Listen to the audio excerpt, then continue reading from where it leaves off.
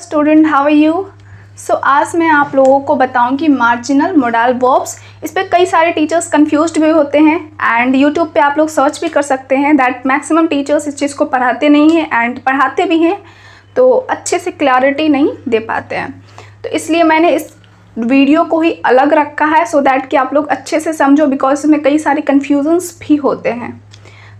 इस वीडियो में मैंने ट्राई किया है कि आपका सारा कन्फ्यूज़न दूर हो। And one of the biggest thing जो आपको अंडरस्टैंड करने के लिए ज़रूरी है मार्जिनल मोडाल वर्ब्स, वो है मोडाल वर्ब्स के कुछ रूल्स हैं जो कि आप लोगों को समझना पड़ेगा।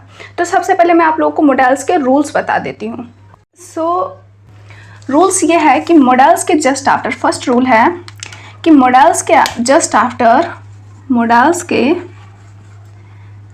आफ्टर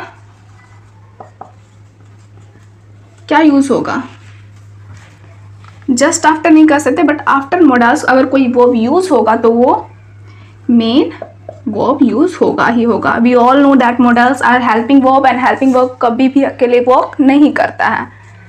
ओके, एंड सेकेंड ये है कि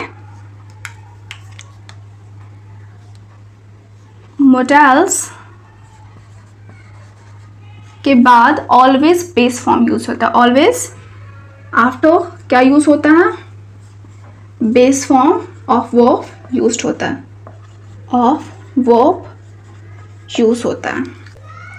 तो अब चलिए मार्जिनल मोडाल्स की तरफ आ जाते हैं। So there are three marginal modals.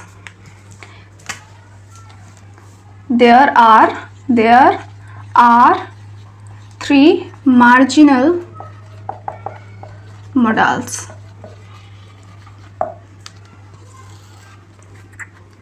Used to, जो कि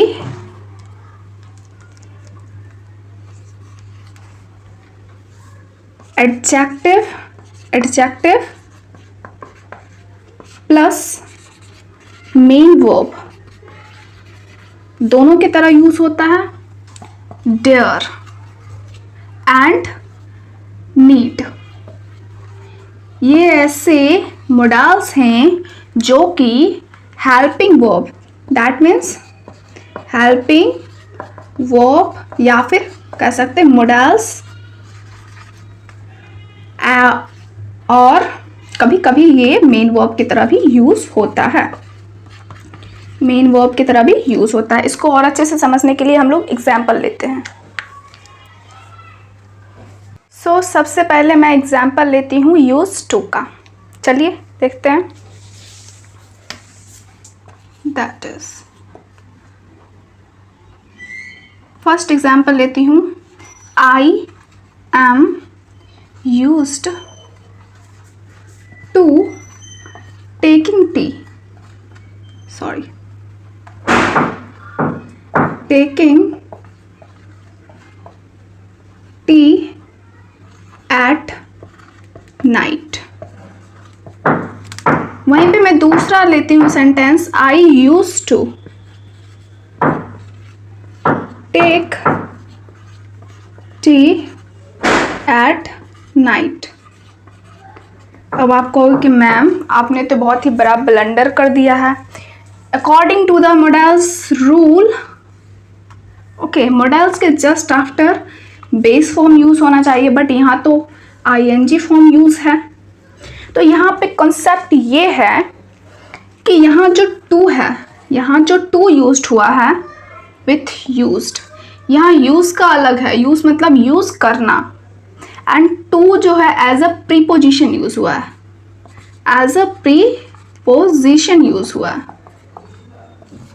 एंड यहाँ पे एक सिंपल वर्ब है।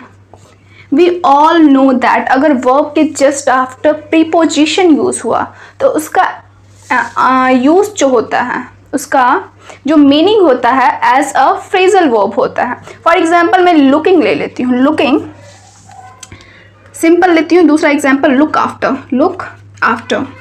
यहाँ आफ्टर भी क्या है, आफ्टर क्या है, प्रीपोजिशन है, एंड वहीं पे लुक क्या है, एक वर्ब है।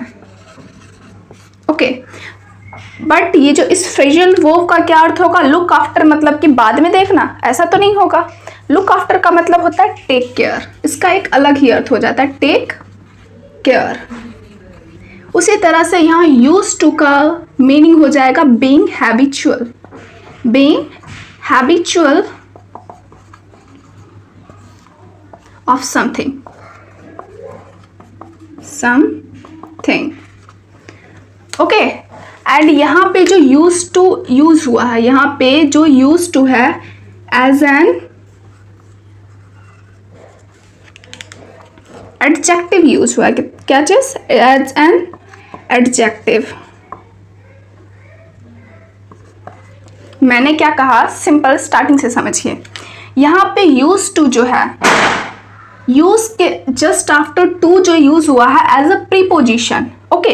एंड प्रीपोजिशन के जस्ट आफ्टर जो है वर्ब का आईएनजी फॉर्म यूज होता ही होता है, ये आप लोग याद कर लीजिए। प्रीपोजिशन के जस्ट आफ्टर, प्रीपोजिशन के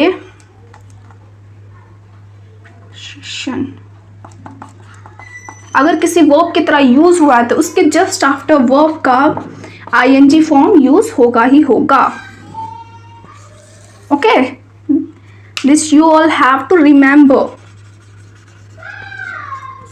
एंड दूसरा, जब फ्रेजल वर्ब के जस्ट आफ्टर, ये दोनों मिलकर तो फ्रेजल वर्ब बन गया, फ्रेजल वर्ब के just after ING form use हुआ है, दैट मीन्स यहाँ पे यूज टू जो है एज एन एडजेक्टिव यूज हुआ है, क्या चीज, as an adjective.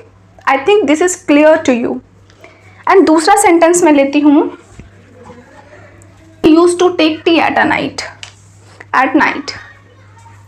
I use to take tea at night. यहाँ पे यूज टू जो है एज अ मॉडल्स यूज हुआ है, एज अ मॉडल्स मतलब as a helping verb use हुआ है, ओके। एंड इसके just after first of all main verb है, यहाँ टेक टी क्या है, मेन वर्ब है, first rule of the models.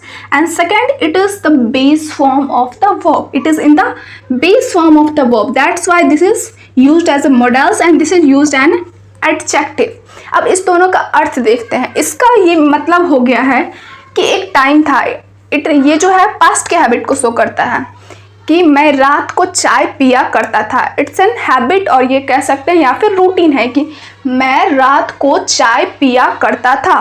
But अगर मैं इसके अर्थ की बात करूं तो मैं रात में चाय पीने की आदी हूं, this is the present habit, okay. I think यहाँ ये आप लोगों को क्लियर हो गया होगा। अगर नहीं क्लियर हुआ है तो फिर से आप इस टॉपिक को पीछे करके देख सकते हैं। I need you, okay. यहाँ इसे तो समझना बहुत ही आसान है, यहाँ पे कोई और एक्स्ट्रा वर्ब नहीं है, दैट मीन्स यहाँ नीड जो है मेन वर्ब की तरह यूज्ड है। वही अब मैं दूसरा सेंटेंस लेती हूँ, you need not come here tomorrow.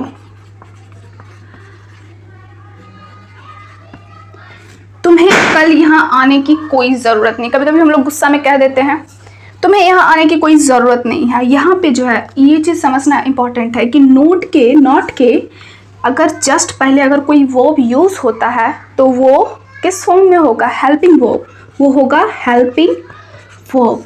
And not के जस्ट आफ्टर अगर कोई वर्ब यूज़ होता है वो होता है मेन वर्ब। तो दैट मीन्स यहाँ जो नीड यूज हुआ है as an helping verb. I think this is clear to you. He does not dare to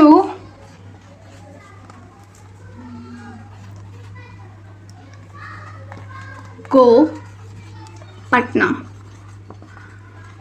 उसकी हिम्मत नहीं है कि वो पटना जाए, इस तरह का इसका अर्थ है। अब देखिए, नॉट के पहले यूज्ड होने वाला वर्ब हेल्पिंग वर्ब, यहाँ पे तो कोई भी कह सकता है कि भाई मैक्सिमम स्टूडेंट कंफ्यूज हो जाते हैं कि मैम यहाँ तो गो है, बेस फॉर्म यूज़ है, और यहाँ पे डेयर है, दैट मीन्स ये जो है हेल्पिंग वर्ब है, बट ऐसा कुछ नहीं है। नॉट के जस्ट पहले भी एक वर्ब यूज्ड है जो कि यहाँ पे है हेल्पिंग वर्ब, एंड नॉट के जस्ट आफ्टर क्या है use as an main verb, और यहाँ पे जो टू गो है दैट मीन्स बेस फॉर्म है, एज एन प्रीपोजिशन यूज हुआ है, प्रीपोजिशन। आई थिंक ये आप लोग अच्छे से समझ गए होंगे। दूसरा सेंटेंस लेते हैं। He dare not go to Delhi. यहाँ पे भी सॉरी को के बाद टू यूज होना चाहिए as a preposition. He dare not go to Delhi. यहाँ पे नॉट के जस्ट पहले डेयर यूज हुआ है, दैट मीन्स हेल्पिंग वर्ब।